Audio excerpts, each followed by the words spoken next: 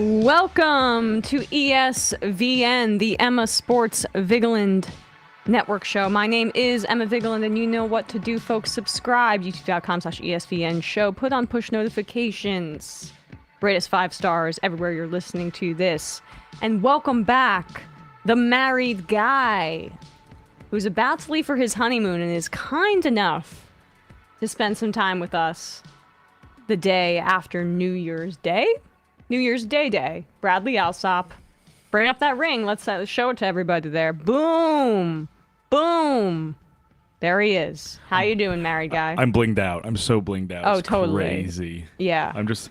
my hands are so icy. I can barely lift it up. That was hard. Yeah. I mean, it's heavy. It's heavy. Heavy is the wedding band. That's what normal people say. It's like a burden. Mm-hmm. Uh-huh. It is. It's like a burden on your hands and on your soul. As a matter of fact. I mean, that's what they would say in the Mad Men era. You know, you could just disregard it, but that's not what you're going to do. You're going to be a good husband. The best ever. Best husband. You're going to go on your honeymoon for quite a bit. So our programming is going to be a little bit...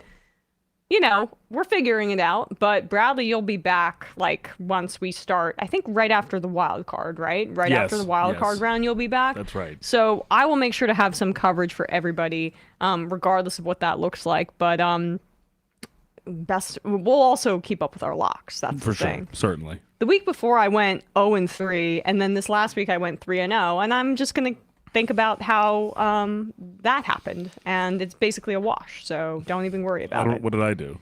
I forget what you did the previous week, but you did go 1-2 this last week, so I'm looking at those sodas I'm gonna be Kowalski drinking sent me. I'm going to be drinking them. We'll see. I mean, we'll have to incorporate the hot sauce beer into it as well, I feel like. It'll be something. So we're going to be a little bit more, brief this episode, I would say, because we need to get Bradley the hell out of here so he can catch his plane. But we still have a lot to talk about. So normally I'm not a big college football person, but, I had a good amount of excitement, I would say, for these games, the semifinals. And, like, this is the last time that the college football title is going to be that 4-team playoff format. So it's going to be 12 next season. And I think that that's just really exciting for the sport and college football in general, as long as those players get paid. And we're still a long ways away. So I've just always struggled with that. And I never went to a big college. I never had the pageantry and never witnessed it myself, but you can still appreciate it to a certain degree. And I guess I was kind of rooting at first for the Texas Longhorns because I like the story. I like the resurgence of the program. I like the history behind the program. And I find the whole Quinn Ewers thing, the Arch Manning backup storyline to be a bit fascinating. But in the end, I'm just such a huge Michael Penix fan at this point. And for me, it's clear that he's QB3 in the draft as of now. And I know that the LSU kid is going to make his case.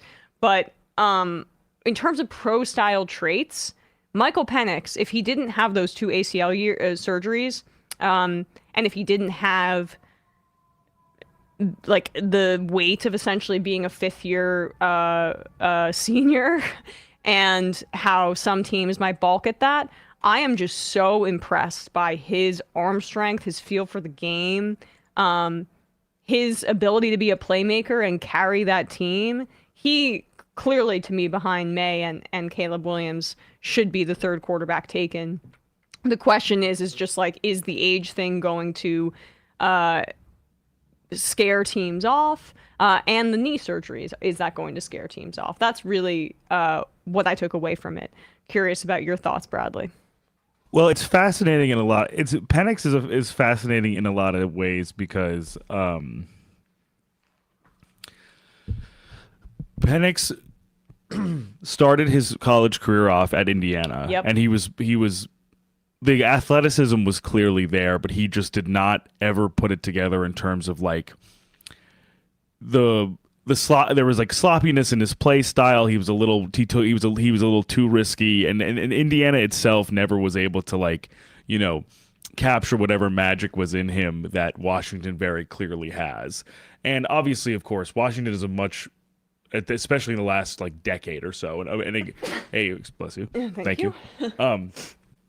Is a significantly more, I would say, resource rich and conducive environment for a quarterback to succeed at this point. Right. And that also has been made clear by how skilled both his offensive line is in Washington, as well as his trio of receivers in Rome Odunze, Jalen Polk, and I think it's McMillan is the other receiver, who are all fantastic. Oh, yeah. Probably all first round graded wide receivers, most likely. Yeah.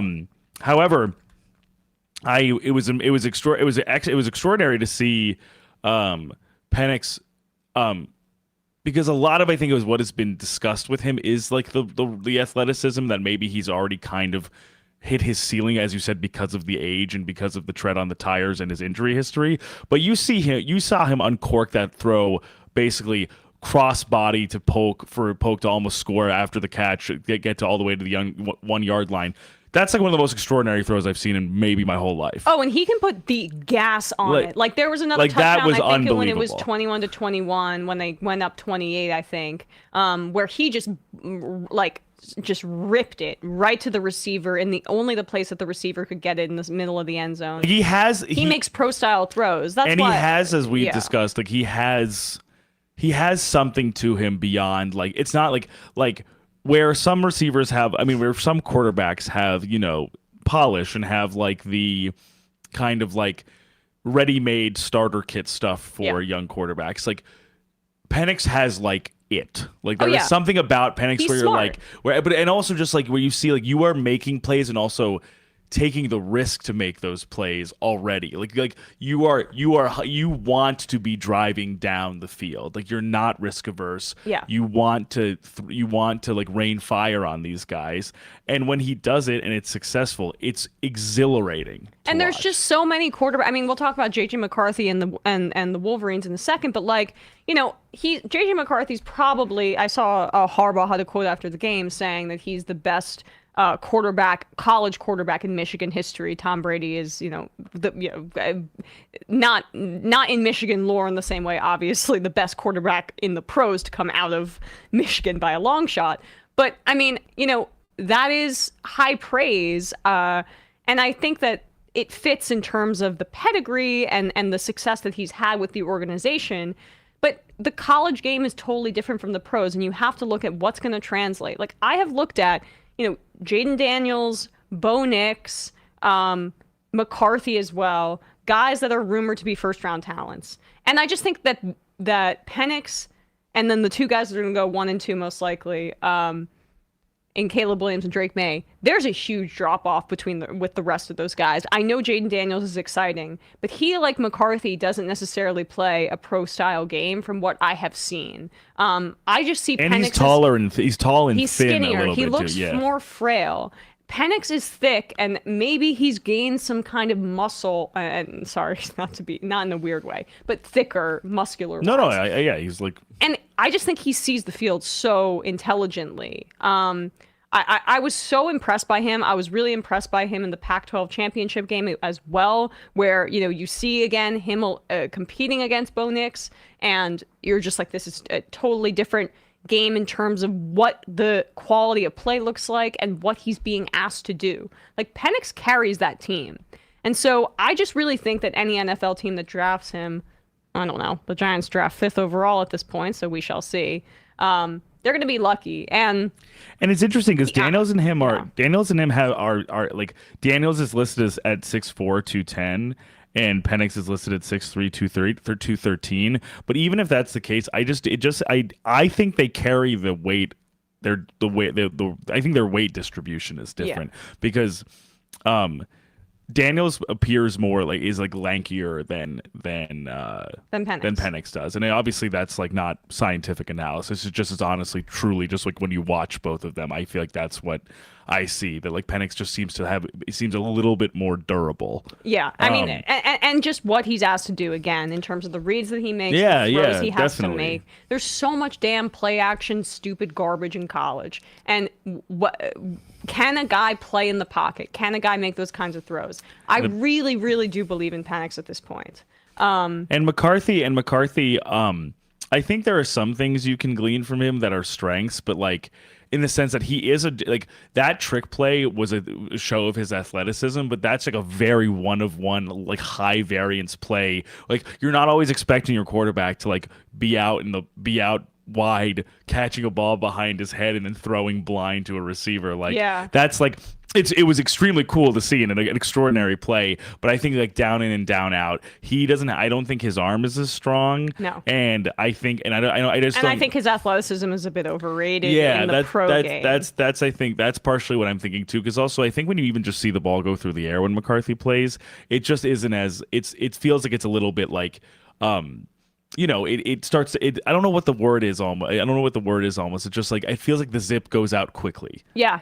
Whereas Penix's balls are like they seem like heat-seeking missiles. Almost. Well, that's when that means you have great ability to throw a spiral that you can spin the ball in that way, and that is like the kind of talent that makes you. I think that means that Penix can be a pro in the NFL if he stays healthy. I mean, and then I know we're talking just about the quarterback. We're falling a little bit into that trap. But there was not much defense to speak of in those games. No. I mean, the Michigan front seven is very good. No. Talking about Washington. Bringing it back to that. No. You're for sure. There are a lot of points on the board. And those Washington receivers are good, and the offensive line is good. But Dunzier is awesome. But he's like he's sort of a throwback because he's not like this little slot guy who is more versatile and that we saw so much of in last year's draft. But he's like a big, high catch point, like big athlete, sturdy guy, but who also is fast at his size. Yeah, like I'm excited just basically for whoever gets him because I think he might be very likely, other than maybe Malik Neighbors or Xavier Worthy on Texas, he might be wide receiver 2 Dunzier, and I would be super interested to see whoever ends up getting him. That's interesting. Yeah, I mean, I feel like every time I've heard who wide receiver 2 is, it's a Dunzier, and did you mention Neighbors just there? Yeah, because Neighbors similarly in that Neighbors is like. He's an explosive play also waiting to happen in that regard, which is like another thing I think for wide receivers like I'd like to bet on. Also, when Ty goes to LSU, when you're picking a wide receiver. Yeah, and also like because he does something. He is also like he has like beyond the explosiveness that he has. He's also just like a highlight reel. I'm just trying to think about all these LSU receivers that have come out. Yeah, of course. Ja'Marr Chase. It's Odell Beckham. It's an incubator of Jarvis Landry. It's an incubator of good receivers. They know what they're doing for a while. Over there. Yeah. Yeah, and then honestly, the Michigan-Alabama game, despite going to overtime, it was not the best played game in my opinion. It was pretty sloppy. Oh yeah, there was multiple muffed punts on Michigan's side. But lots of messed up snaps that pushed Alabama out of field goal range. And the overtime play where they got stuffed was a bizarre play call. It was basically just a direct snap to Milroe to run straight through the offensive line at the 4-yard line. It was like. After the defensive line had basically been feasting on Alabama, I was like, why? Well, of all things to call at that moment, like game on the line, like oddly they miss Bill O'Brien. Right. I mean, but he didn't want to be there. I mean, it's true. Yeah, and Milroe had that whole comment before that he said that he didn't feel like O'Brien sort of like believed in him and things like that. So. I don't doubt it honestly because Milroe seems like a great kid, but I mean I don't see it as a passer at all. I think that I think Michigan dared him to throw the ball, and it wasn't. And that was one of the best defenses. I think best defensive fronts he's played all year. Like and the Alabama defensive front is nothing to sniff at. I mean, Dallas Turner is a stud. Oh yeah, he's awesome. A top 15 pick. He's most likely. awesome. So they've got. I liked watching him yesterday. I mean, he's like. The Alabama in coverage and at the quarterback. I was like, oh, he's really athletic, crazy athletic. And the Michigan offensive line, honestly, to their credit, like, they had some decent success after a little bit of struggle, running the ball. They obviously what swung the game for them was that Blake Corum touchdown, and that was he got tons of space to then ultimately go yard after. Yeah, good for him, by the way. I know. Looks like he should be RB1 in the draft. No, he's really. I think when healthy, he's really, really good. So it was nice to see him back and making a difference. Absolutely. I mean, also, I think honestly, credit to Michigan in ways where, like, obviously we've talked about all of the the scandals that they've experienced. It would have been one thing for them to come out here and be completely flat against Alabama after all of the shit that they've said and done and gone through and like been trying to sort of advocate for themselves in that regard. And at the very least, they kind of came out and actually took care of business against the standard bearer of college football in the 2010s to 2020s. So like it's a definite statement win for Jim Harbaugh. Yeah. In that team. I mean, finally they get to the championship after falling apart down the stretch during his tenure. I just think it'll be interesting to see if they're a little bit more buttoned up, if all the talk about Harbaugh leaving the team leads to any distractions. Yeah. If he's literally distracted because he just hired Don Yee is what what I heard, just because that was Tom Brady's agent, so he's going to be quite aggressive in trying to get him a contract for the NFL. But it's going to be a defense versus offense game, it appears. I'm excited Michigan to see what defense. Penix does against this Totally, line, yeah. And their offensive line could hold up. Like, I know they're going to be underdogs going into this game, but it's interesting just based on the way that Michigan played. I think it'll be a little bit more interesting than maybe people realize. Yeah, no, they have their guard Zach Sinter is very good. Yeah. So I think they have some good players, and even with McCarthy not being exactly as he's not my type of quarterback necessarily, but and I feel like I haven't seen as much as others.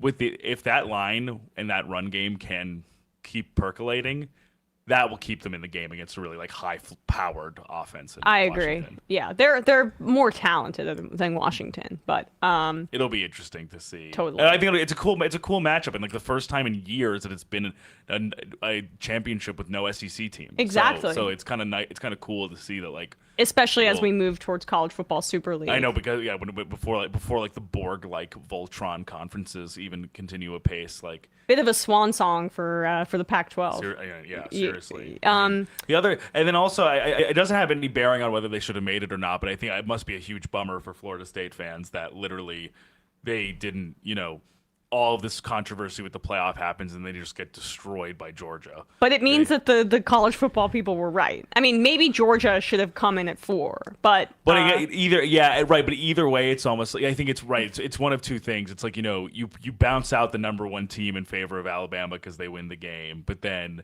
they flatten the undefeated team in their bowl. So it's sort of it's all this sliding door stuff.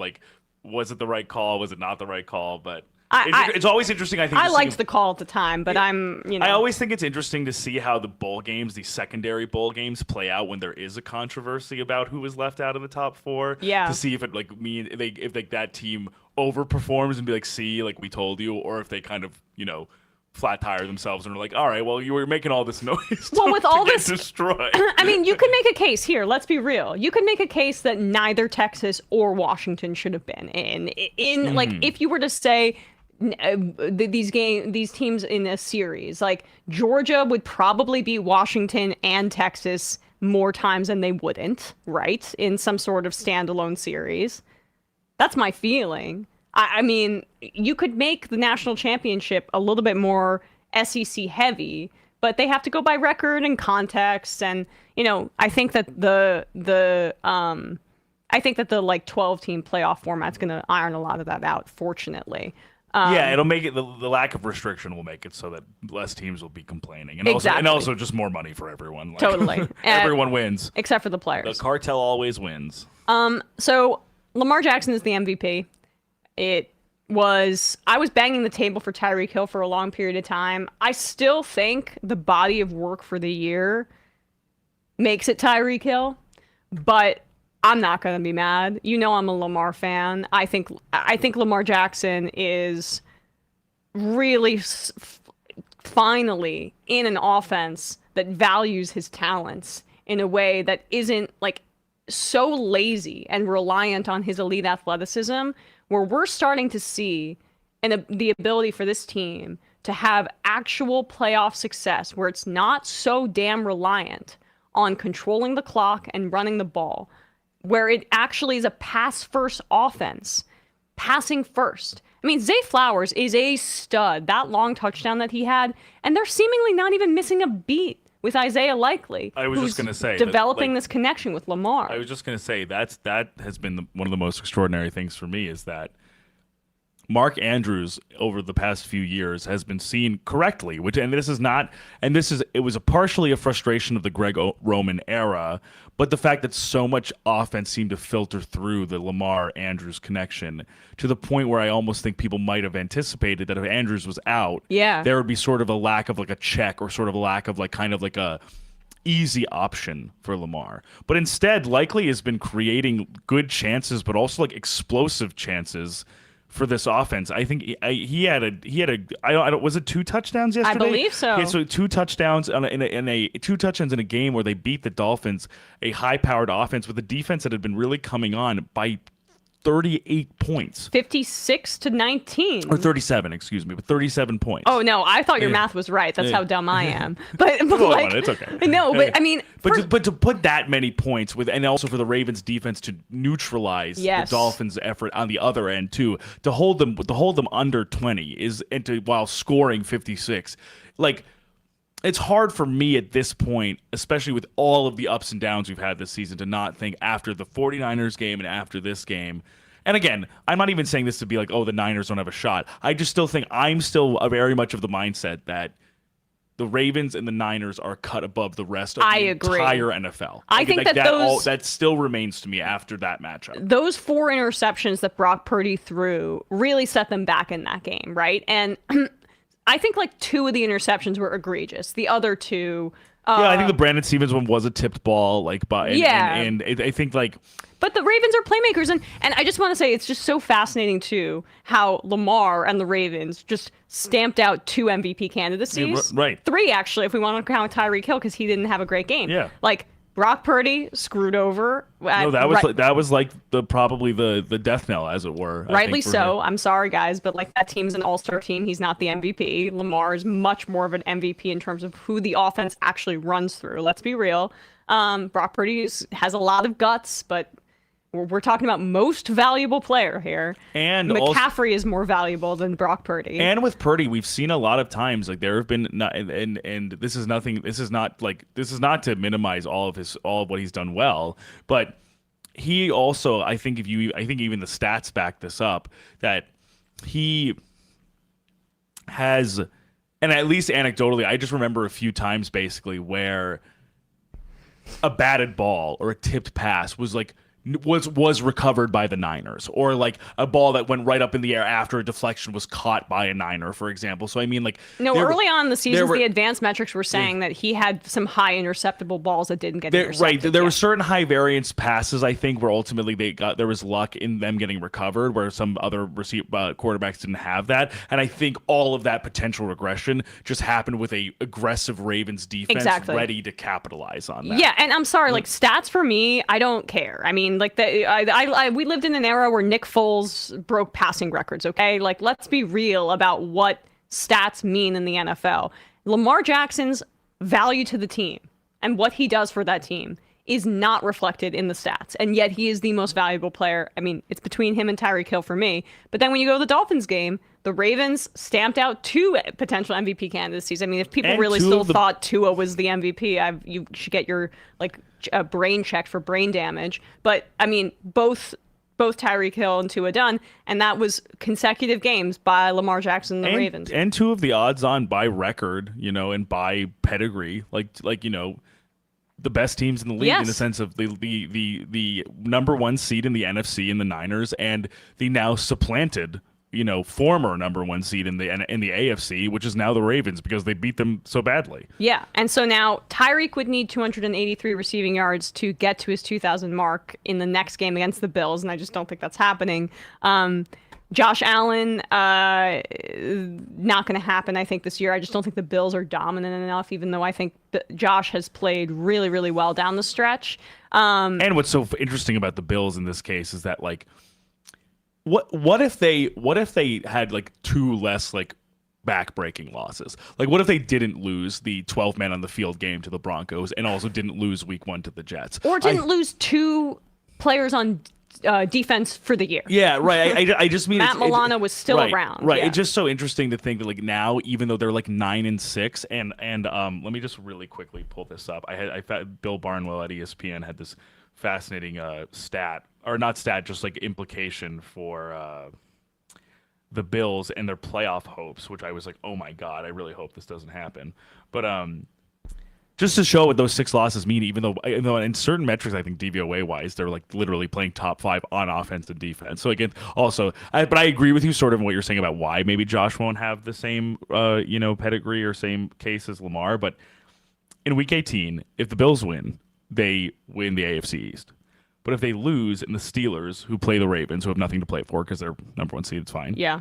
He may not even play next week. And if the Steelers and the Jaguars, who are playing for the division against the Titans, both win, they're out of the playoffs. Yeah. So, like, that also goes to show you how backbreaking those early part of the season was, despite how well they're playing, is that there's still like a weird, screwy scenario. It's a great point. Where they don't even make it. Yeah, and the thing is like the the Dolphins are also a team that has a ton to play for in that matchup. So the Bills need to win just to secure their playoff spot. And if they win, exactly, they win the division too. So it's like there's a scenario where I mean the Bills, if they lose, aren't even in the playoffs despite this incredible run. So like it adds to the necessity for them to win the division. And I mean, just to preview, I think the Bills are going to win in Miami because Bradley Chubb tearing his ACL is really, really backbreaking. That and the Jalen Phillips injury is just like so brutal. That was one of the top 5 pass rushing duos in the NFL. With the Dolphins defense that was like coming on really hot. Oh, like against Vic Fangio was finally kind of like getting into his and they're playing so well groove. against the Cowboys. Like just before this, they had a great showing against the Cowboys. Like losing both of those guys is like And Xavier Howard terrible. Has a foot issue, and now Tua has a shoulder problem.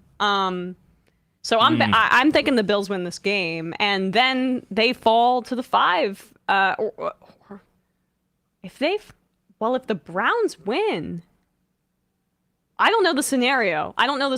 Actually. If they supplant the Browns, but I think it basically is something along those lines of like the Dolphins could drop to as low as 5, given what. No, as low as 6 or low as 6, I guess. I'm like thinking there is something depending on the way everything shakes out on Sunday that like. They go from 1 to 5 in a matter of or 6 in a matter of 2 weeks. And given how the damn Dolphins play on the road, like that would be a huge failure. And in my opinion, this is an issue with the way a little bit the team is constructed on offense, which is they're not a very tough offense. They're a speed-based offense. Right. And their quarterback is not very tough. Or strong. Like, he's just smaller and not the thickest guy, not the most muscular guy, and that's tough in January football. And when you're all banged up, you got to will yourself to these things. And they have throughout the entire year dealt with a slew of injuries on offense. As you said, Tua's banged up, Waddle's banged up, Tyreek's been banged up. The offensive line in a number of ways has been banged up. Armstead's been in and out of the lineup. Who else? There was other person. Even Achan has missed a bunch of time. Like, who is even as a rookie like an incredibly important piece in terms of explosiveness for the offense. So like, I think they've weathered a lot of injuries, and as you said, I think that is also shown in terms of the difficulty when you don't have full strength Tyreek Hill and Jalen Waddle to kind of buttress what your team does. Right, exactly. So, anyway, Lamar MVP, my guy, and so happy to see Odell. Yeah, really he had an a amazing great catch. He had an amazing catch yesterday on Sunday too. I had a family member try to talk crap about Odell. Like, why does he celebrate all the time? And I was like, you know me. You know me quite well. People Why want you... sports to suck. You want to bark up this tree with me? People want sports to be boring. Yeah, I know. Of course. It's like the golfification. It's like old white guy. Yeah, it's like you should walk around. It's like, yeah, people love to see people solemnly celebrate their touchdowns. Exactly. That's what gets asses in seats. Where's the respectability? You know what people want? People want someone more like Russell Wilson, I guess. Apparently, that's what what that family member thinks. You know, respectable folks like him. Damn. So since we last, before the Christmas break, Russell Wilson and the Broncos have had quite the messy breakup. This truly came out of nowhere for me, by the way. Like, not in the sense of like I'm so surprised. I just more mean like I feel like for a few weeks it was like vibes were good in Denver, like, and then all of a sudden they were like, yeah, no, he's getting benched like tomorrow for Jarrett Stidham. Well, here's what happened. Okay, so he has like an injury guaranteed clause. Right. This is basically identical. Except for there's way more money that Russell Wilson is promised, but outside of this injury clause. But basically an identical scenario to Derek Carr last year. If you recall, Derek Carr, once it was kind of clear that the Raiders were not going to make the playoffs, they benched Derek Carr for Jarrett Stidham. Now, with 2 games left... Actually almost identical to the player. Yes. Now with 2 games left, because of this injury clause, because if Russ doesn't pass a physical... the Broncos are going to owe him like tens of millions of dollars more in money. They are benching him, and they're going to cut him before March, this March 6th deadline, I think. Which also in a surprising fashion, at least for Russ, because obviously he's very hesitant, I think, to like ever put out any sort of like I'm frustrated energy into the world. Oh yeah.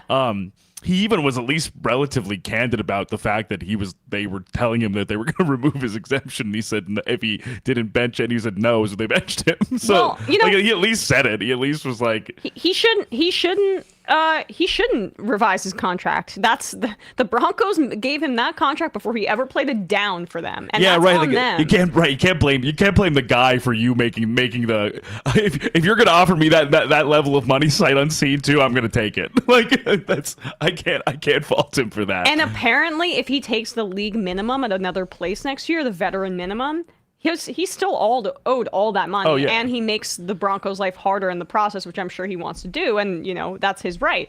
So that's what the scenario that I think a lot of people are envisioning.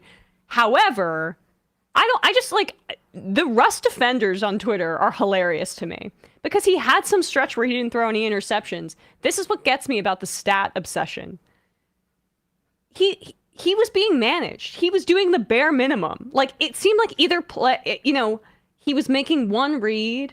He wasn't making any checks at the line of scrimmage. I saw some tape on that where people were criticizing him for that. Like, Sean Payton's not going to fly for that. Sean Payton loved Drew Brees for so many years, not because Drew Brees is some physical specimen talent-wise. Let's be real about why Drew Brees was unable to have success out in the cold in the playoffs. He's not a big-armed, big quarterback, and so that caused, a great runner, so that caused some issues.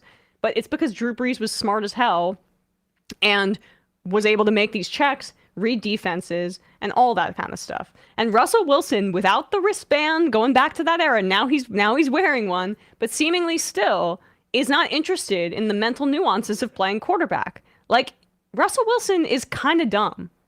And it comes off in the way that he speaks and relates to other players. He just doesn't have it. And I think it's kind of badass that Sean Payton was like, I'm not doing this anymore. I'm not doubling down on your mistakes before I joined here. Well, because we're ripping off the Band-Aid. We'll take this big cap hit for a year or two, and then we'll get our guy. And as you say also, I mean, the other thing is it's also the Broncos wins were kind of a combination of, like, as you're saying, like, a few sort of like Russ ingenuity plays of kind of like wriggling in the pocket, maybe a jump pass to Jaleel McLaughlin, right, or to who's their other running back?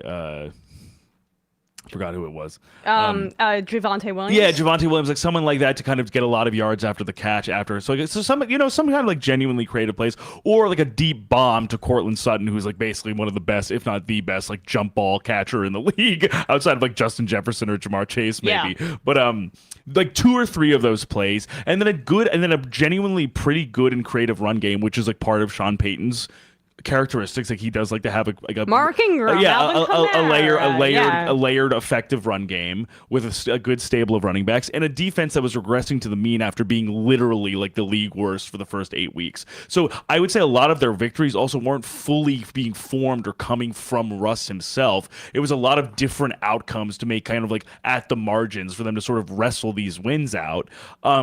I mean, I'm sorry that he was being managed. It was super clear to anyone who watches those games. And also with that being said, too, as you're saying, I also think Sean Payton, clearly with some of those quotes before where he basically was like, you don't have an office up here anymore, or whatever the case may be. I don't think Sean Payton came in here being like, I have to defer to Russ. Right. I think it was always the situation was he has to defer to me, and if he doesn't, we have a huge problem, and I am going to make sure that that's not my problem if that continues to be a problem. Yeah, exactly. I mean, I don't think there's any indication that Russ was back to his old ways in that way.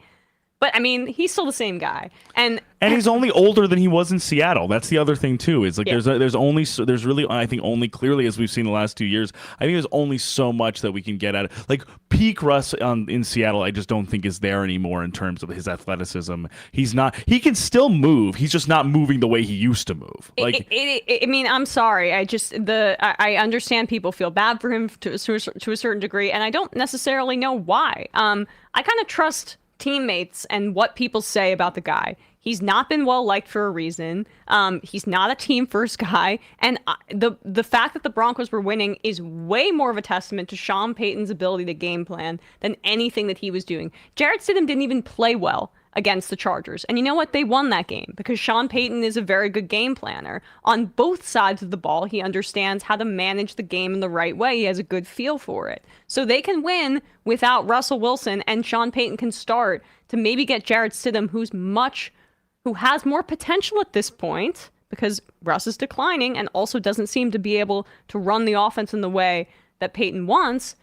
They're going to be able to try to like see what they have with a cheap salary and a young guy, and he can make the team in the way that he wants. And I will give him credit, at least that Stidham did say that he has nothing bad to say about Russ. So at the very least, he's not poisoning the well for this guy who's now in the second year in a row taking over for a beleaguered, grievance-filled older quarterback at the end of a season. Oh, that's true. Yeah. Oh, yeah. Well, we'll say, I mean... At least Russ is not telegraphing his resentment so directly to Stidham that Stidham is like actively bothered by it, which maybe Derek Carr could have as well, because Carr was pretty upset last year after he got benched and then ultimately cut. As much as I can't stand Russ, I think he's a way nicer guy than freaking Derek Carr. I mean, Derek Carr is a piece of shit. Sorry, Derek Carr is a cantankerous. But I didn't like blame everybody else first. Loser. And you saw that when we were talking about that game with when Eric McCoy, his center, was like screaming at him because I'm sure it must have been something where Carr maybe either missed time to throw or is staying way too late, was not bailing out of the pocket whatsoever, and then probably blame those guys even though they were holding up for him. So mean, every time, and the thing I hate about Derek Carr is that he knows the camera's on him. Like, he's the reverse of Russell Wilson, where they're both so obsessed with their image. But Russ wants to be, I'm a good man. Like, Carr almost wants to be more like I'm hyper competitive. I'm Brady or something. Like I have more cachet than I actually do. Yeah, and that's the thing that I think they're both fake. Mm-hmm. But Derek Carr is actually likes to have the camera on him and have everybody see him blaming someone else. Yeah, right. So he also throws his teammates under the bus. Yeah, for sure.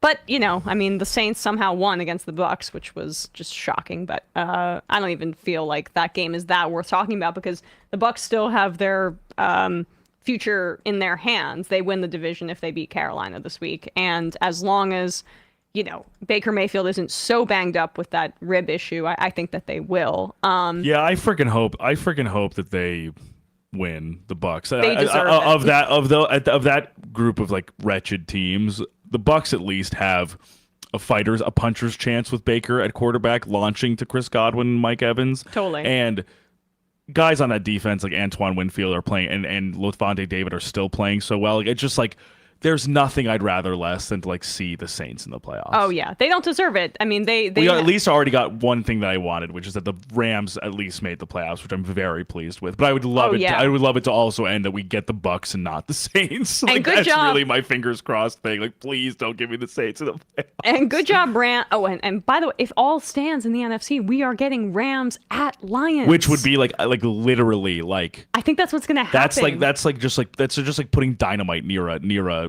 oil tanker. Yeah, like it's explosiveness. It's just gonna be so good. A parade of points. Totally. I mean, and also just like Stafford in Detroit. That's the story. Oh, yeah. It's like the quarterbacks who were traded for each other. Yes. Playing each other. And Stafford, who gave so much to that city, coming back. I mean, God, the Lions are so likable, but I don't know if I'll be able to fully root for them in that instance because I love Stafford so much. But we mentioned the Panthers, and then we're on the Lions, and then we'll get to David Tepper. But oh yes, of course, yeah. So the Lions lost to the Cowboys on Saturday night in controversial fashion. Yes. Oh my gosh. Now, I have mixed feelings on this.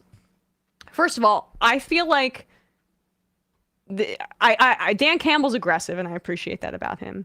But there were like 5 different times where they could have kicked a field goal, and since it was a 1-point game, that would have made a difference. No, even for me, where I'm usually on the side of go for it, I think, as you said, this wouldn't have even necessarily been a problem if one field goal was taken, and then it would have been sort of out of reach, as opposed to, or at least further than it being a 1-point game. I just was really disappointed in that because I thought that, honestly, the Lions played well and deserved to win that game. And held the Cowboys to 20. I mean, only 20 points overall. I mean, like it's for Aaron a defense Glenn that has been struggling. Game. Yeah. So anyway, sorry to cut you off. But go ahead. But that really, I think that was my number one takeaway in watching that game until the end, when basically the Lions did a bunch of trickery, right? Or trickstersness. That's not right. And they set up Taylor Decker to be an eligible receiver to catch the pass, who he ended up catching the pass, who's the tackle for the team. But in order to do so, they wanted to confuse the Cowboys. Right. So they sent 3 offensive linemen to go to the ref. As if they were all, or who's going to declare? Who's declaring? Who's going to say they're eligible? Yeah. So this is a clip that I sent, which I think provides a really good explanation of what went down. It's from Ross Tucker's show, the Ross Tucker podcast. I really don't know much about the show, except I came across this on social media. And this is, I think, a very succinct explanation of what happened on that play. Because for me, I love deception and all that kind of stuff, right? And I love when you aren't when you use the rules to your advantage. And that's what I think the Lions really did here. But when you do that amount of I don't know, not deception, but I guess deception, right? When you're trying to make your opponent so confused that you're able to achieve your objective, you better make damn sure that you're also not confusing the referee.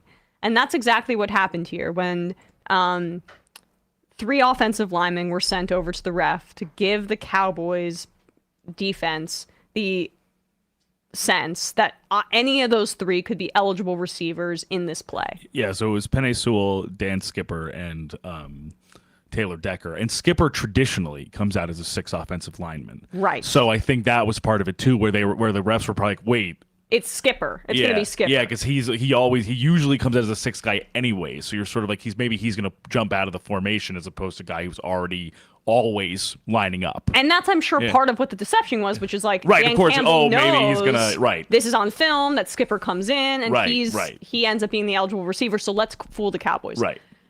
The problem, though, is you gotta know you're in the like a very loud environment. You're in the Cowboys' home stadium, and the ref may not fully hear you.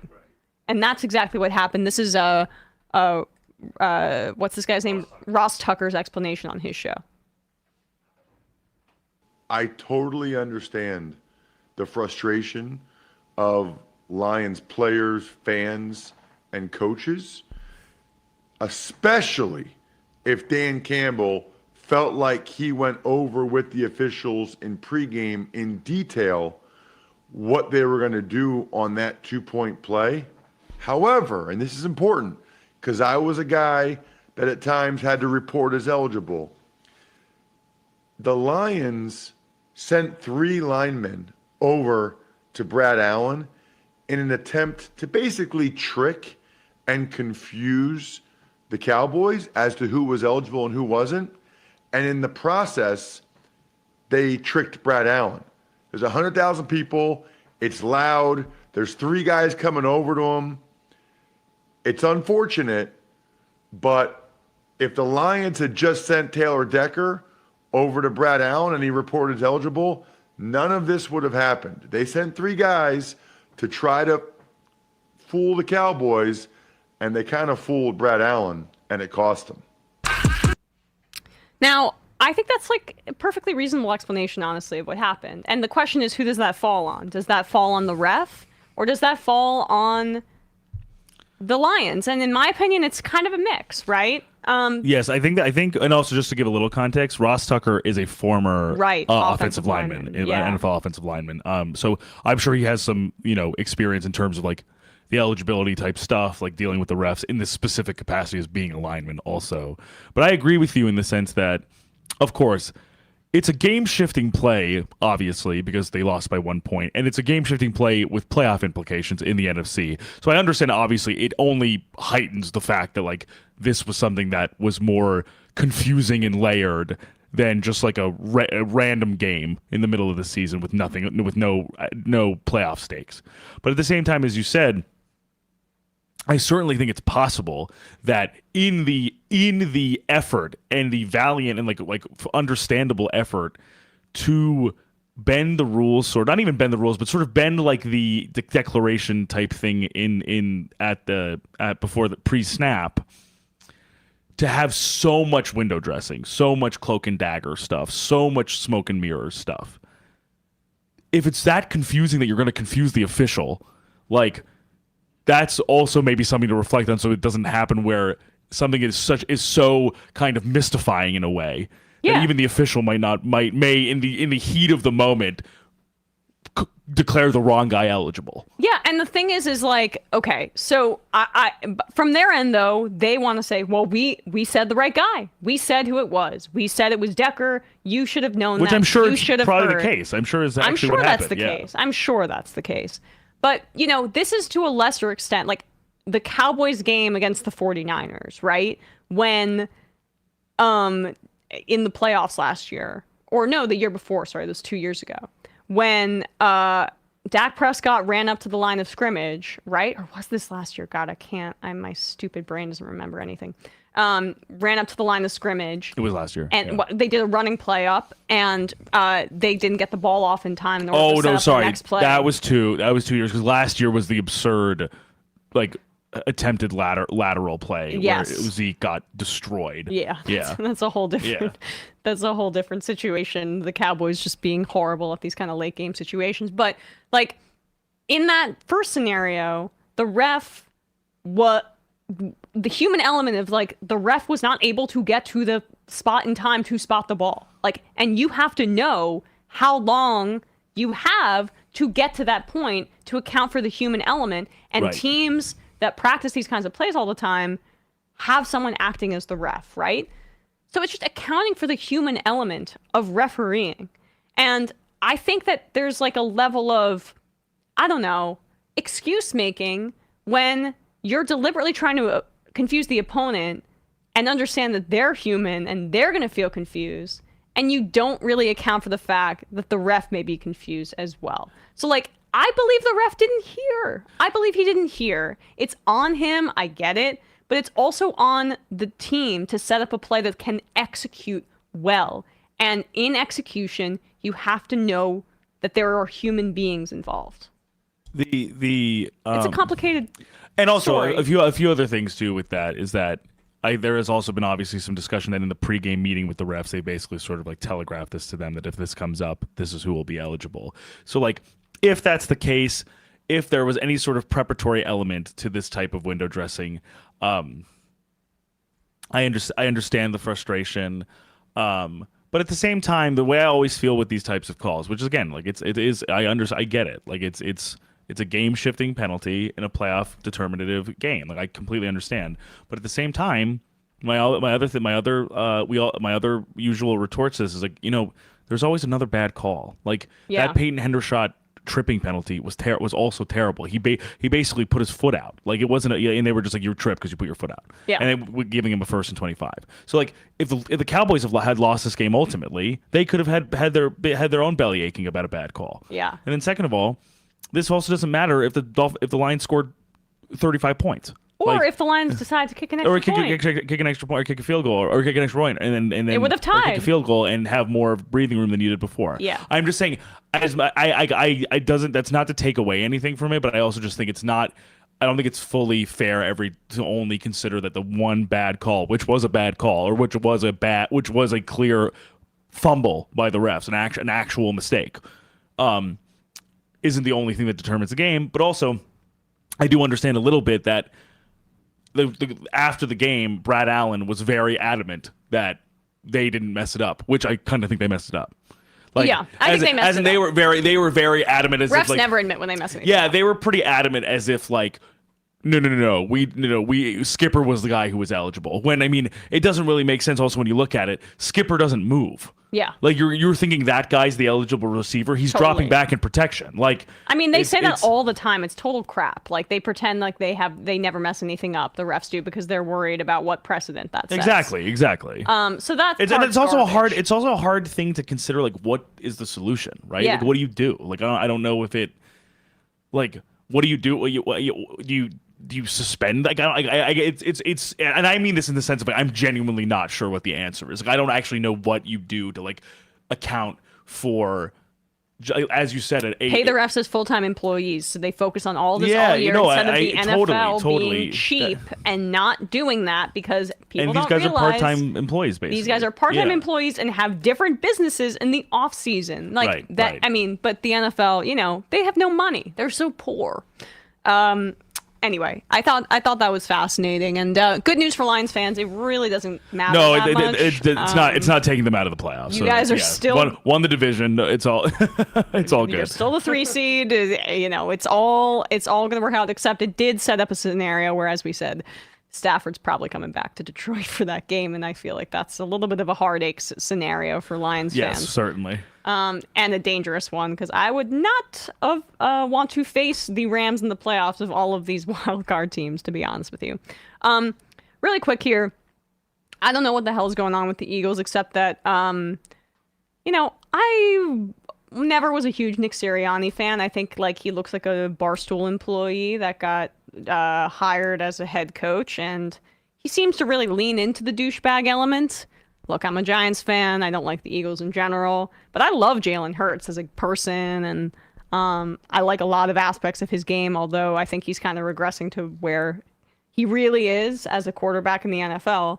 But I don't like Nick Sirianni. I've never liked the energy that he gives off.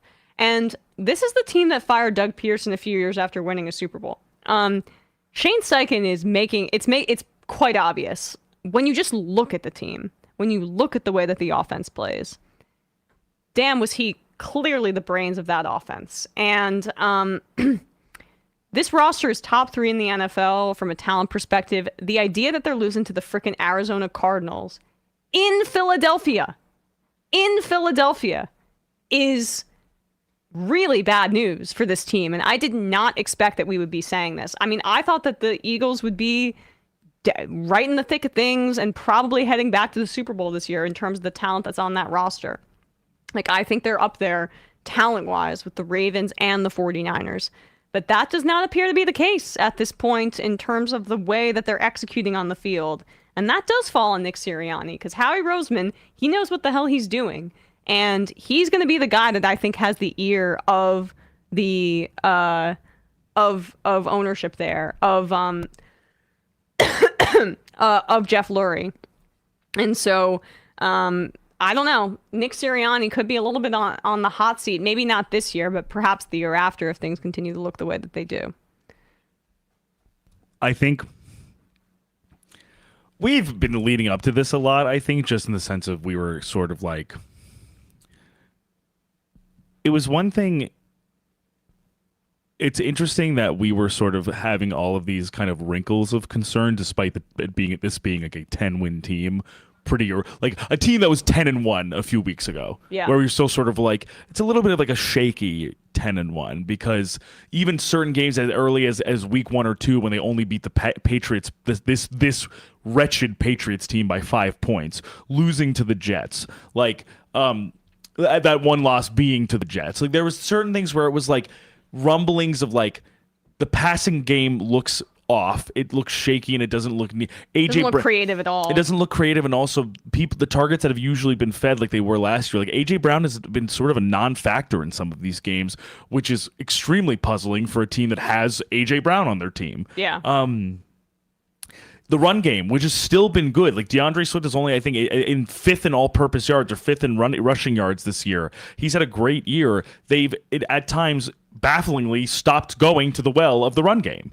So those two things. Then also on defense, this team is one of, at least just from I haven't looked at the stats, but from watching them, they're one of the worst tackling teams in the league. They can't bring anybody down. It's shocking because look, they've lost a lot at linebacker, and I know that they have issues there, and their secondary is not performing the way that it did last year, but they still have that defensive front where they can rotate those big ass MFers right in the middle of that line, and they should be able to disrupt, and they're not even being that disruptive at this point.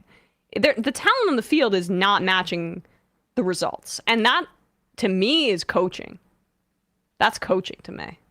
No, and I think, and also it goes to show you that, as I think we've had this discussion. I feel like about a few teams, and I mean honestly the Chiefs as well, where I think certain assumptions were made, and those assumptions proved to be extreme miscalculations. Yeah. And what I mean by that is, like, I think the Eagles basically were like, we have such a good group of players.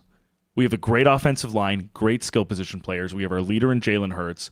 We have a little bit of attrition on defense, but not a ton to where we're not confident in this unit. If we lose both of our coordinators and start over with 2 new guys, it's not going to be a problem. It's very clearly a problem. Totally. Sean Desai has been replaced by, of all people, Matt Patricia, who is now running the defense. Like, that's never a good place to be. No. Where the guy you handpicked to replace your coordinator who got a head coaching job got axed for Matt Patricia. And when your head coach is an offensive guy, right, and the offense looks like this when your OC is now like taking a team that was the 4th worst team in the NFL last year. With a number of crucial injuries. To their starting quarterback. Right. And running back for a time with no Jonathan Taylor, and Zach Moss getting injured too in Indianapolis. Like, it looks like they're likely going to make the playoffs, and the AFC is a lot more talented and difficult to make the playoffs than the NFC at this point. No. So that's I think, and the reason I brought up the Chiefs was the same way, in the same fashion of like watching this team being like, you know what? Mahomes is so good. We just won a Super Bowl. Kelsey's coming back after still another career year at his age. There's not going to be a lot of regression for Kelsey, and we can basically put anyone at wide receiver, and it won't be a problem. It's been a problem. And we can put Matt Nagy at coordinator. Right, and it'll be fine. Like, we'll have the same ability, same thing with, like, it will not be an issue, and it's clearly been an issue. So I think for both Eagles and the Chiefs, but the Eagles in this circumstance, obviously after losing to the freaking Cardinals, like Kyler Murray potentially playing his team out of a better draft pick, like. I mean, good for him. No, seriously, good for him. Honestly, like, what value is it to him to lose, right? Yeah. And Jonathan Gannon screwing over his old team that took away a draft pick because of that tampering charge. And I was actually talking about this at I think it was at my wedding. because I can't help myself. Wife guy. I was like, my friend and I were talking, and I think, Gannon playing his old team, it's probably like he's like, I know the weaknesses here. Mm-hmm. I just left these guys, so like if anyone was going to be able to capitalize on a weaker Eagles defense to begin with, it's probably the guy who ran them prior. I know. I thought about Cardinals plus 11, but I went 3-0 anyway. So. But yeah. Nice brag. After going 0-3 the first week, or last week. But it's interesting. Because it almost makes me wonder, because even the Giants game prior was closer than I thought it was going to be. Oh yeah. And so now it's like it's totally warped for me now, where I sort of thought as a given. I was like, it's probably the Eagles and the Chiefs, they'll be up at the top, and there's still a chance it could be a repeat Super Bowl. But now I'm almost like, will they win their first round playoff game? I don't know. It's just so much more tenuous than I thought it was ever going to be, and I just think it stems from two clear poor decisions that were made. A little bit of arrogance. Yeah, that's I think almost exactly what it is, which is that the assumption that there won't really need to be as much of a shift to accommodate the level of brain drain that happened. Yeah. And it did. It just did. These things do happen. What Shane Steichen is doing in Indianapolis goes to show you not just how much the Eagles needed him for their success, but just how good he is. Yeah. That a team that no one expected to be in the playoff hunt is there because of him. Totally. I'll do some quick hits so we can get you out of here, Bradley, and then we'll play that Tepper thing. Great. So the Flaccomania thing is real. 3 touchdown passes. Wow. I literally said to my friend, I was laughing. I was like, the weekend of my wedding in 2023, Joe Flacco throws for 309 yards and 3 against touchdowns his former team to the Jets. Yeah. Against the Jets. Yeah, that's amazing. And David Njoku is just he came home. He's a New Jersey guy. I say that every time. So he put on a performance, 134 yards. I'm so pleased for so many reasons, because I always really liked, we've said this before, but I really liked him coming out of the draft. First round talent. I always felt that he was a little underutilized, or kind of just was going to fade away. But he's found such a good connection so far with Flacco, which is something I never thought I'd say in my life. But also this game too without Amari Cooper, after the volcanic game that Amari Cooper had the week before, and he didn't play this game, right? And so it was impressive to see that the Flacco was able to continue his success without the guy he was peppering all over the field for 250 yards and 2 touchdowns or whatever it was. Yeah, it's just amazing, because the Browns were supposed to be a run-first game, but they're having a little bit of difficulty with Nick Chubb's injury. Jerome Ford's been good, but it's just still not the same. That guy runs angry. It's not the same. No, right? don't. Well, honestly, it's mostly just the offensive line injuries, I should say, more than honestly. Oh yeah, and Jedrick Wills is out. Yeah, but that's also, I think, a real testament to honestly. It's gone a bunch of different ways, but I think even if it's not him that wins it, I think Kevin Stefanski at least deserves a head nod for Coach of the Year. I agree with the sheer amount of turnover that they've had in terms of injuries, to just some way somehow continue to win games is extraordinary. Yeah. To cycle through Deshaun Watson, Dorian Thompson-Robinson, PJ Walker, and then Joe Flacco, and find something that works of 4 quarterbacks, and then also lose the engine of your offense so early on, as well as injuries. Even Denzel Ward was beat up at some point. Myles Garrett was a little beat up at some point. Like you said, the offensive line has had some season-ending injuries. For them to just keep going, it's really remarkable. They're the Cinderella story of the AFC. Totally, and just the fact that they're still sound offense being played with this assortment of talent, with a still extraordinary defense. It makes them competitors in any game. Truly. If they go into Jacksonville, I'm picking them against the Jags. The Jags do not. The Jags have not looked normal in 4 weeks. Yeah. So I agree with you. And they beat up on the Panthers, but who cares about that? Yeah, that's a gimme. That's, unless you're the Falcons, that's basically a gimme. I really didn't follow the Raiders-Colts game too much. Sorry about that, guys. But the Colts, look, they're impressive. We talked a bit about Raiders were down. They came back a bit. Yeah, came back a bit. They were down 14-0 to they covered that half point for you. So the Bills need everything I can get. The Patriots, without Bailey Zappi throwing 3 interceptions, the Patriots might have won that game. That was pretty weird. It seemed like the Bills were sleepwalking a little, but I don't know, fairly uneventful. And somehow I think the Patriots are they're 4th now, I think, in the draft order. Yeah. So there's a chance that they might just pick up Marvin Harrison Jr., which will really they're 3rd ruin now. me. Oh, they're 3rd now. Okay, 3rd. So 3rd, they can still do quarterback. Well, that's okay. Yeah. I mean, well, my agenda is a little bit different. The Bears. But do you think it would be? Sorry to interrupt. But do you think there's a potential? I'm trying to get you the hell out of here. I could stay here forever. No, listen. When you get me started, I can't stop. Yeah. But do you think it might be 3 quarterbacks in a row? Do you think it's possible? It could be possible. It's really going to depend on the physical, I think, for Penix. And also, like, what do people think of Drake May?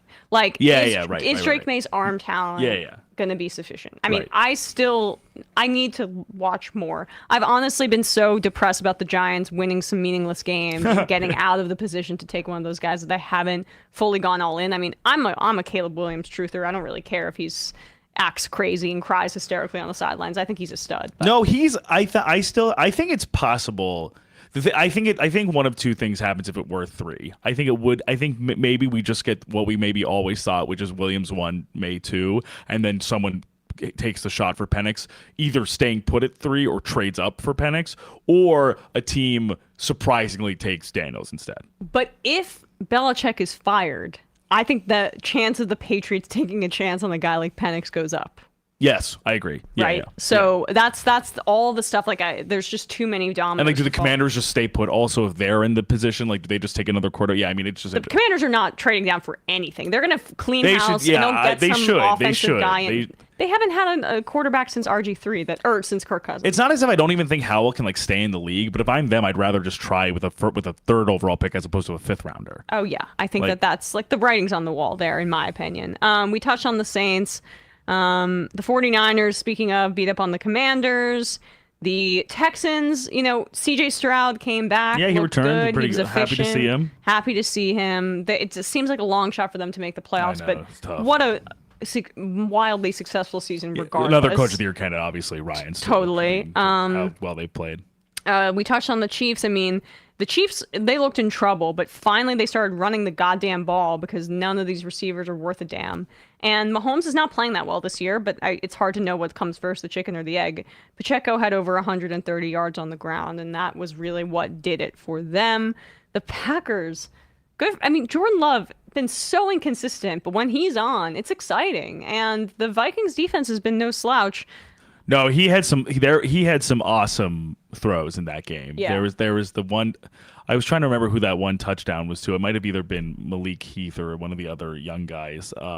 Oh no, it was to Jaden Reed, who also, by the way, is a stud himself. Yeah, Reed is really good. Reed's good. Yeah, he's coming on. They're all so young. Like, the Packers are going to be dangerous next year. Right. It's like they've gotten a good amount of run as like literally like basically kids. Yeah. And like Love being the most tenured guy, basically. So, as you said, I think right. Once they have more time to like mature and actually be NFL players, I think they'll be. And that's also why we said about the inconsistency. Like, I think the same thing for Love. I think with more actual playing time, Love will become more the good streaks, the good flashes. I think will become more consistent. I do think the Packers need to make a change with defensive coordinator though. Oh, I don't even know how Joe Barry still has a job. Yeah. Like. It's odd. It's too stagnant. They have too much talent to be this like totally. Either both kind of sloppy in terms of penalties, but also just not effective. Like, I don't get it. Like, I don't get it. I mean, either. Preston Smith and Gary had a good game, but I just mean like that's what should be happening every week. Going into the year, everyone was worried about the offense, not the defense, and the offense has been inconsistent, but it's shown the ability to like. But better, I would say in terms of just like what I'm trusting than the defense. Yeah. Exactly. Yeah. Even though they had a good game against Jaron Hall, but let's... and as I don't know if we mention this, the whole like Jair Alexander walking out to the coin toss when he wasn't the captain, and then saying we'll be on defense. So he was the ref literally was like, I know, and then he got suspended. The ref was like, wait, so he's having a bad year, and I was a huge fan of him. Coming out of it was Alabama, right? Jair no, he's Louisville. He was sorry. Lamar's teammate at Louisville. Yeah, and but he. So he was like, no, well, Alabama corner. I'm confusing him with. Anyway, go so on. he's like, yeah, no, we'll do defense. And they were like, so the ref was like, do you mean defer? And he was like, yeah, that's what I said. So he almost literally gave them both possessions and also wasn't supposed to be calling the coin toss. And he was like, coach didn't know I'm from Charlotte, which, granted, is the funniest thing you could possibly say as a rationale for breaking the rules. He was not team captain. No, he was. He literally came out. He was the fourth guy. He shouldn't have been there at all. And like maybe because of your behavior, you weren't appointed team captain because you're acting like a psycho. And then after the game, he laughed about it. The reporter literally was like, "You realize that one, you weren't a captain, and two, you almost gave the ball." He was like, "Did I really?" And they were like, "Yeah." He was like, "Oh well." Yeah, I mean, LOL. Coach didn't know I was from Charlotte, so he just should have made me captain anyways. They gave up freaking like 30 points to the Carolina Panthers in that game. Jair Alexander, sit down, bro. All right, so okay, Steelers beat the Seahawks. Seahawks are out of the playoffs at this point, but most likely. The Steelers, I mean, I guess I got to give my props to Mason Rudolph. I talked a bunch of trash, but he's playing all right. Once he can go support Trump. The streak continues. Yeah, the streak continues for the Steelers. Tomlin mania, baby. Not a single under 500 season since 2007. Truly, the guy is a wizard. I don't know how it happens. Truly remarkable, and like for some of those rumors, I mean, I wouldn't let him. The thing is like, I just don't know. Do you need someone new in there to give them a spark, even though he's incredible? But if I think I still think it's if anything, I want to throw money at, if I'm the Steelers, I want to throw money at a young OC. You know what I mean? Like I know, but like the thing is that Tomlin's the head coach, so he's also responsible for the offense and probably the vision too, I guess. And right? there's been an issue with the offense, so it's just like. I don't know. No, I see what you mean. It's true. I love Tomlin so much, but like, and I think wherever he goes, he'll have success. But does he need to change the scenery to both parties? No, it's interesting. I don't think everyone is. I don't not to say that it's the only original thought, but I feel like it's interesting that I feel like we've discussed a little bit how there's a little bit of like rhyming with like the Tomlin and Belichick situation. Yeah. Of like the old guard kind of like resistance to like adapting with what the offensive philosophies are in the league, like totally the potential need for a change of scenery, that type of thing. Exactly. All right, this is our final story because it's just we do have to get to this. Fuck. Is that your impression? Yeah. Sorry, I was just David Tepper walking out of a Panthers game. So, to me, like I have to say, I didn't, when David Tepper purchased the Carolina Panthers, think that he would, within just a short few years, become the worst owner in the NFL. And this is a league. Well, look, I mean, if Dan Snyder was still the owner of the Commanders, he would perennially have that title. But he's not anymore. Josh Harris bought the Commanders. And so, you know, the Texans are competent this year. So, you know, you can scratch them off the list, even though you could make a case. Michael Bidwell, it looks really stupid that he hired Jonathan Gannon when he acted all Kendall Roy-esque, but the Cardinals have overperformed this year. So when we're talking about the worst owners in the NFL, it's hard for me to not rank this individual number one. David Tepper, who acts like he's basically on crack all the time when he's trying to make decisions about the team. Whether it's throwing a bunch more money at Matt Rule so he wouldn't get on the plane to go talk to the Giants and giving him a huge contract. I know, phew for me. Although we hired Joe Judge and that wasn't great either. But doing that, whether it's trading for Sam Darnold, whether it's trading for Baker Mayfield for some reason. Yeah, or like the having like the rostering of PJ Walker, Baker Mayfield, Darnold, and drafting Matt Corral. It's yes. Like, why do we need 4 quarterbacks? Yes, whether it's the getting into the Deshaun Watson sweepstakes and going insane about that. Then it was the trade first overall to select Bryce Young, the 5'10", sub 200-pound quarterback who doesn't have any elite traits except for, according to, you know, reports, the elite trait to sufficiently impress David Tepper with his brain at dinner. So whether it's hiring Frank Reich and then firing him midway through the season based on the mistakes that ownership made about taking this quarterback instead of CJ Stroud. In this short tenure, he has just been absolutely the worst. But even I didn't anticipate this tempestuous toddler throwing his drink at a fan. Here's this video.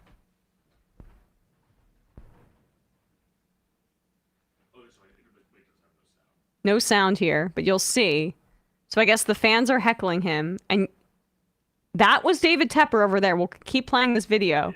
And it looks like it's a kid.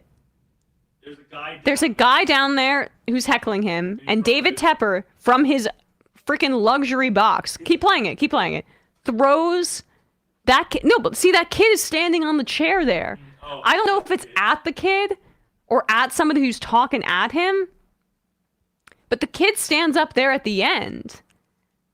Oh, yes, that's a child. See, that's a child. That's a kid. Or is it a man? Okay, it really doesn't necessarily matter. Deep dive, enhance. No, I'm joking. It might be a man. It might be a kid. But I just... But he's in his open-air suite throwing ice at a fan before throwing his cup and walking away. Like, I mean... Like a little bitch. It's unacceptable behavior regardless of age. But he is the second wealthiest owner in the NFL. Like, I think now that the Walton family, the Walmart clan, bought the Broncos, he fell to number 2. But this is like insane billionaire entitlement crybaby nonsense. I mean, I don't want to hear another word about a freaking touchdown celebration by a player, about, you know, what they do with their wardrobe, with their socks, the celebrations, the dances, maybe they go out and have a good time. I don't want to hear crap. I don't want to hear crap about when players maybe get into a fight with a fan. I don't like that, right? That's not great, but sometimes it happens. When that guy is richer than God, and from his luxury box, the owner of the team, they're in the stadium. I mean, I guess, I don't know if what the ownership structure is of the stadium. It might be partially owned by the city, whatever. But, like, literally, he's printing money. No one could show up to any of these Carolina Panthers games, but because of the TV deals, this disgusting, like, you know, freak would still make money. And he's throwing a drink on one of the patrons of his team because he's running into the ground and they have something to say about it. Look, I'll say this. I won't reveal exactly the full extent of the story, but I know somebody personally who James Dolan, who got a little drunk at a Knicks game and was in the vicinity of James Dolan and started heckling him. And James Dolan, I hope I'm not breaking news here, personally got his security to bring that person down to some sort of undisclosed location and went and interrogated him. And it was a joke about James Dolan's penis size that got him upset, okay? That was being heckled at him by this person that I know through another person, although I heard the story firsthand. I don't know I honestly think that that's even less of a baby thing than what I just saw right there, and that's on camera. This is what happens when you just know more than other people do.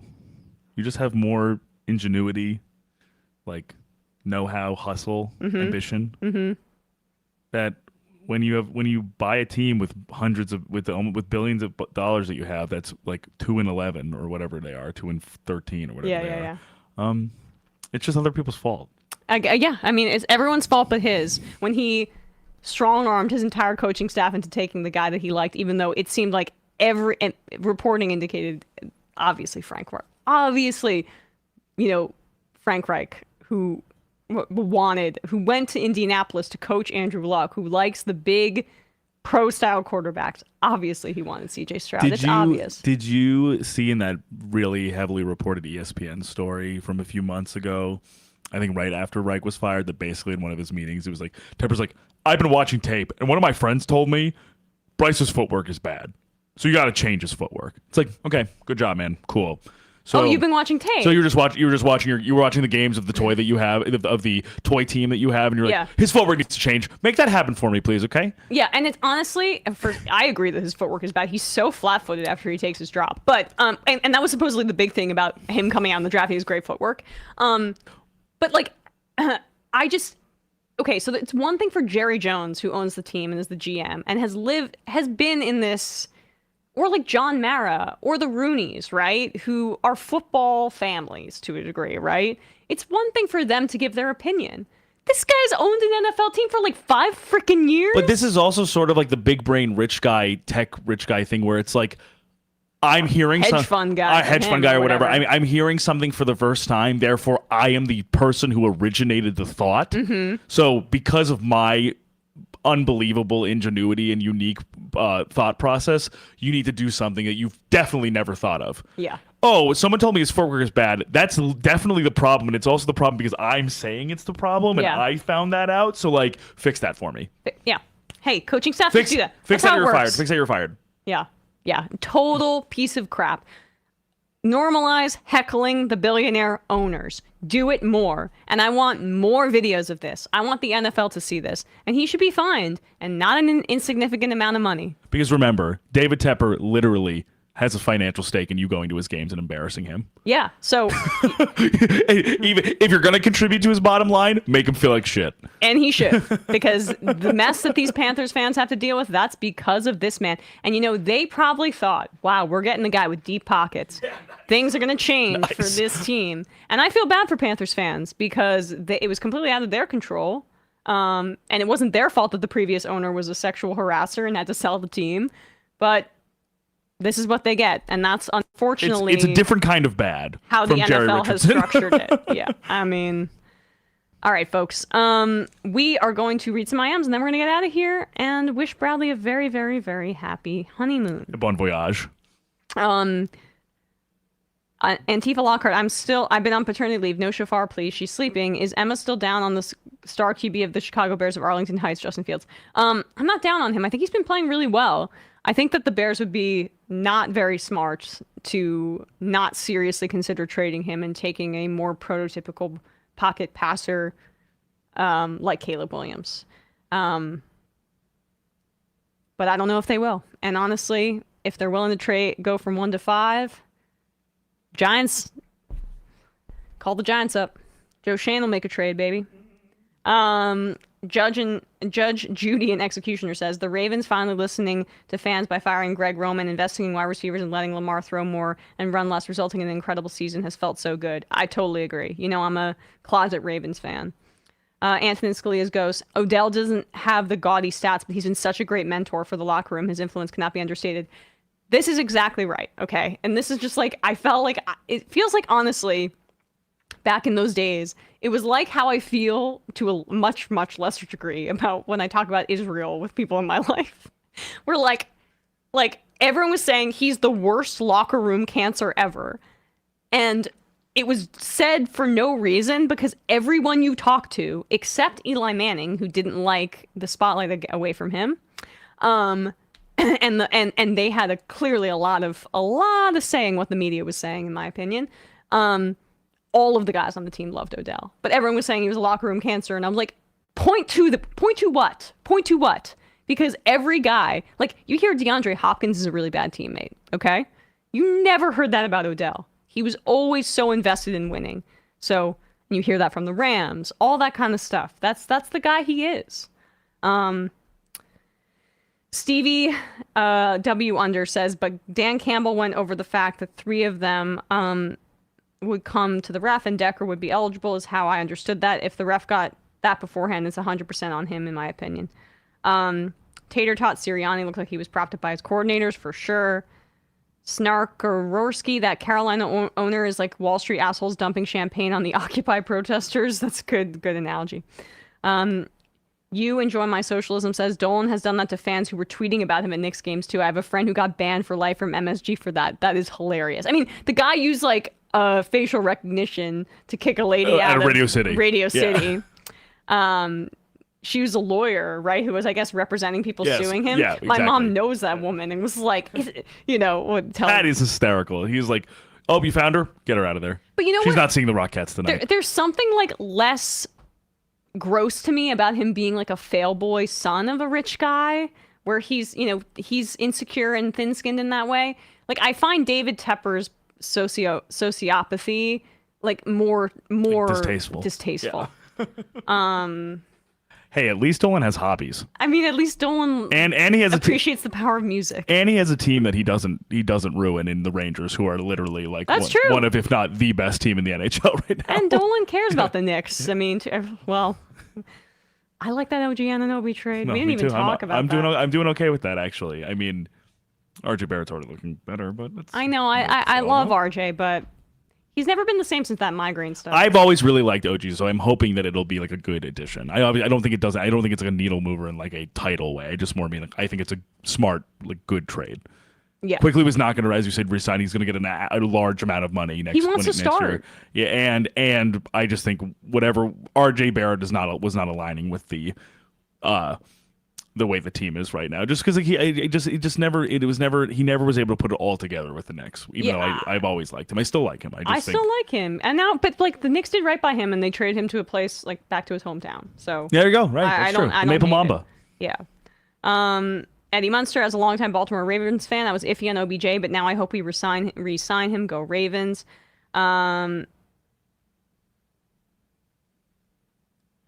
Chaser, you guys going to talk about the big Raps Knicks trade? I loved it for my Raps. Also, the cheese. I think it was a win for both sides, to be honest with you.